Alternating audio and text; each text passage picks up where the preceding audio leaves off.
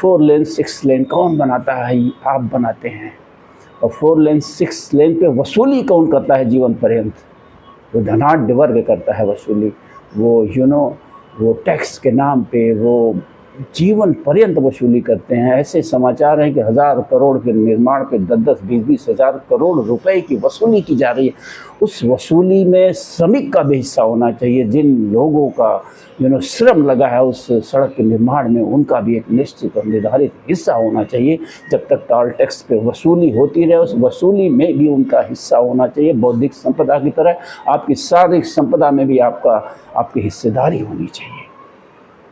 तो यही मेरी वीडियो का मकसद है कि आखिर आप इन राजनेताओं, इन धर्म गुरुओं के चक्कर में कब तक पड़े रहेंगे? ये सिर्फ और सिर्फ अपना उल्लू सीधा करने के लिए पूरे समाज को इन्होंने बिखरा दिया है जाति और धर्म के नाम पे। और जिसका दुष्परिणाम ये है कि मजदूर तबका, जिसके श्रम से, जिसके पसीने से, जिसकी मेहनत से ये दुनिया खड़ी हुई है, वो सबसे कमज़ोर और लाचार है। वो अपने बच्चों को अच्छी शिक्षा नहीं दे पा रहा, अपने बच्चों को अच्छा स्वास्थ्य नहीं दे पा रहा, अपने बच्चों को अच्छा भोजन नहीं दे पा रहा, अपने बच्चों को अच्छा भविष्य नहीं दे पा रहा है, क्योंकि वो अपने हिस्सेदारी के लिए नहीं खड़ा हो पा रहा है। साथ ही साथ इस वीडियो का जो दूसरा मकसद था वो ये था कि भारत सरकार ने न्यूनतम मजदूरी को थोड़ा सा बढ़ाया है, जो स्वागत योग्य कदम है। मैं नहीं कहता हूँ कि इससे संतुष्ट हो जाना चाहिए, लेकिन फिर भी स्वागत योग्य कदम है कि ये जो भी श्रमिक हैं, जो भी मज़दूर हैं, या फिर जो भी प्राइवेट में ऐसे क्षेत्र में काम करते हैं जो असंगठित क्षेत्र जिसे कहा जाता है, तो उनकी न्यूनतम मजदूरी भारत सरकार ने 20,000 रुपये महीने निर्धारित की है।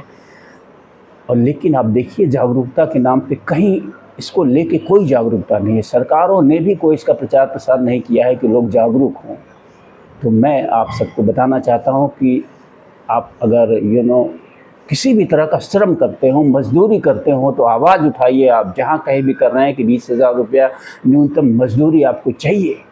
क्योंकि मैं देख रहा हूं, मैं अपने शहर आजमगढ़ में ही देख रहा हूं कि शायद ही ये इस ढंग की असंगठित क्षेत्र में नौकरी करने वाले मजदूर हों जहाँ उन्हें 20,000 रुपया मिलता हो। कहीं मुझे देखने को नहीं मिल रहा है। 5-5 हज़ार, 6-6 हज़ार रुपये में इन मजदूरों का शोषण किया जा रहा है 12-12, 14-14 घंटे। और उसका कारण ये है कि मजदूर संगठित नहीं है। मजदूर जाति के नाम पे और धर्म के नाम पे बिखरे हुए हैं इन नेताओं के चलते, इन दुष्ट नेताओं के चलते, जो अपने व्यक्तिगत लाभ के लिए आपके अंदर जाति का और धर्म का कीड़ा इन्होंने पैदा कर दिया है। और आप जो है खुश हैं उसी में कि फलाने विधायक मेरी जाति के हैं, फलाने सांसद मेरी जाति के हैं। क्या हासिल हुआ उससे आपको? अगर शहर की ही बात करी जाए तो एक जाति विशेष का एक विधायक है जो कई दशकों से लगातार विधायक है। मैं उस जाति के लोगों से पूछना चाहता हूं कि क्या फ़ायदा हुआ आपको? कुछ चंद चमचों को छोड़कर कौन लाभान्वित हुआ इनसे जाति के नाम पे?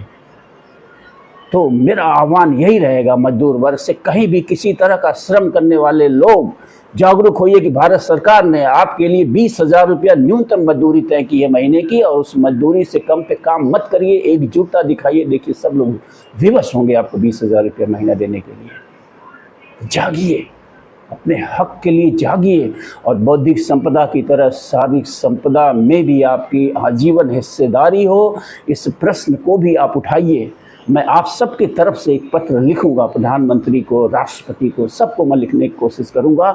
और मैं इस आवाज़, इस चिंगारी को उठाने की कोशिश करूंगा कि बौद्धिक संपदा की ही तरह शारीरिक संपदा का भी नियम बनाया जाए, ताकि शारीरिक श्रम करने वालों की हिस्सेदारी सुनिश्चित हो सके जीवन पर्यंत। थैंक यू, धन्यवाद। फिर मिलेंगे नए विषय के साथ।